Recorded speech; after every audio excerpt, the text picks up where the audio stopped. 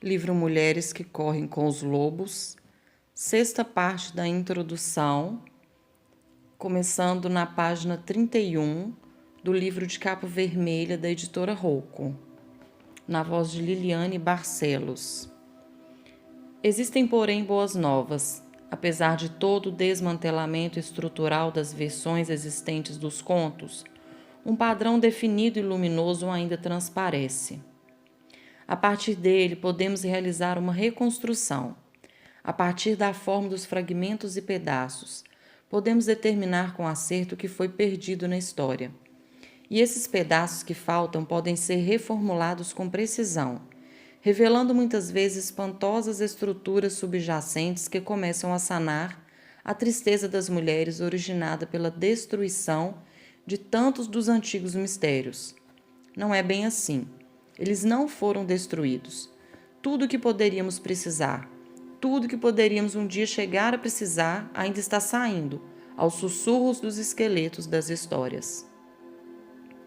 Coletar histórias é uma atividade paleontológica contínua. Quanto maior o número de ossos do esqueleto de histórias que tivermos, maior a probabilidade de descoberta da história inteira. Quanto mais inteiras forem as histórias, maior será o número de mudanças e desenvolvimentos da psique a nós apresentados. E melhor será a nossa oportunidade de captar e evocar o trabalho da alma. Quando trabalhamos a alma, ela, a mulher selvagem, vai se expandindo. Quando criança, tive a sorte de viver cercada de pessoas de muitos dos velhos países da Europa e do México. Muitos dos membros da minha família, vizinhos e amigos eram norte-americanos, de primeira geração, ou haviam chegado recentemente da Hungria, Alemanha, Romênia, Bulgária, Iugoslávia, Polônia, República Tcheca, Eslováquia, Sérvia, Croácia, Rússia, Lituânia e Boêmia, assim como de Jalisco, Michoacán, Juarez e de muitas das aldeias fronteiriças entre o México, o Texas e o Arizona. Eles chegavam para trabalhar nos campos, na colheita, nas usinas siderúrgicas e nas escavações de ruínas, nas cervejarias e em serviços domésticos. A maioria não tinha instrução em termos acadêmicos, mas era de extrema sabedoria, sendo portadora de uma tradição valiosa e quase exclusivamente oral. Muitas das pessoas da família e da vizinhança ao meu redor haviam sobrevivido a campos de trabalhos forçados, a campos de refugiados, a campos de deportação e de concentração, onde os contadores de histórias, entre eles, haviam vivido uma versão pesadelo das histórias de Scheherazade. As terras das famílias de muitos deles haviam sido confiscadas. Muitos haviam vivido em prisões para imigrantes. Muitos haviam sido repatriados contra sua vontade. Com esses rústicos contadores de histórias, aprendi pela primeira vez os contos a que as pessoas recorrem quando a vida pode se tornar morte e a morte pode se tornar vida a qualquer instante.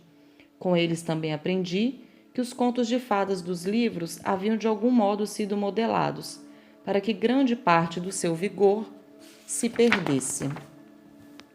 Página 32.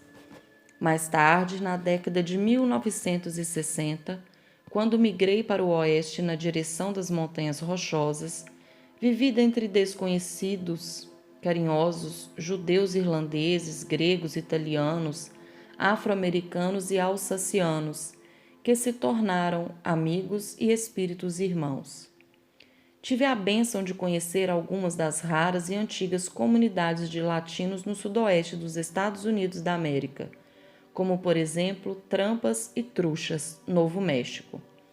Tive a felicidade de passar algum tempo com americanos nativos, desde o povo inuit no norte, passando pelos pueblos e pelos povos das grandes planícies no oeste, até os Nahuatl, Lacandon, Tehuantepecán, Huichol, Seri, Mayanquiqué, Mayancaxiquel, Mosquito, Cuna, Nazca, Quechua e Jivaro, na América Central e do Sul.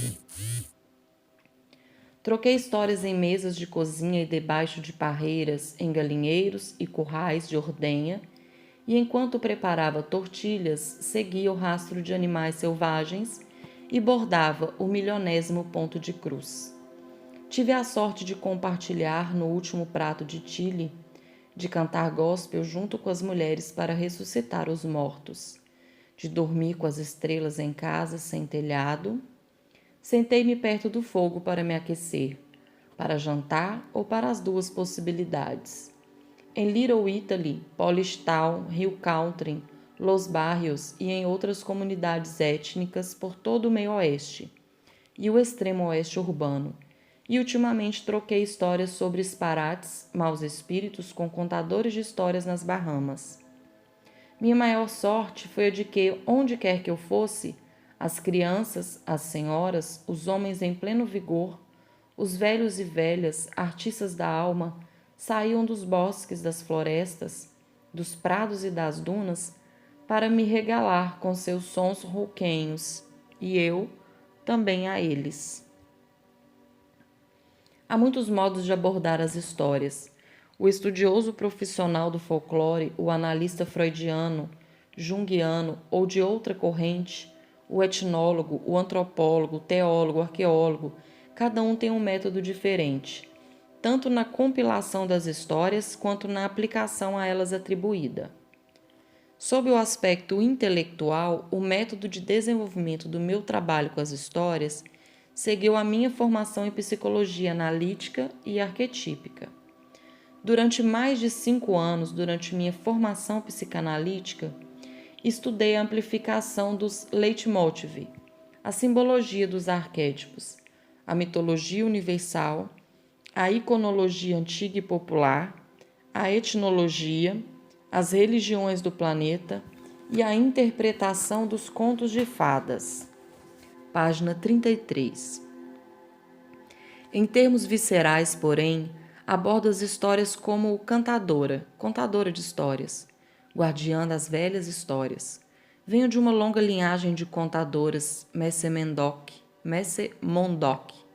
velhas húngaras que contam suas histórias sentadas em cadeiras de madeira, com suas carteiras de plástico no colo, as pernas abertas, as saias tocando no chão, e cuentistas, velhas latinas que ficam paradas em pé, com seus seios fartos, ancas largas, gritando histórias no estilo rancheira. Os dois clãs contam histórias na voz natural das mulheres que vivenciaram famílias e filhos, pão e ossos. Para elas, uma história é um medicamento que fortifica e recupera o indivíduo e a comunidade. As modernas contadoras de histórias descendem de uma comunidade imensa e antiquíssima composta de santos, trovadores, bardos, griots, cantadores, chantres, menestréis, vagabundos, megeras e loucos.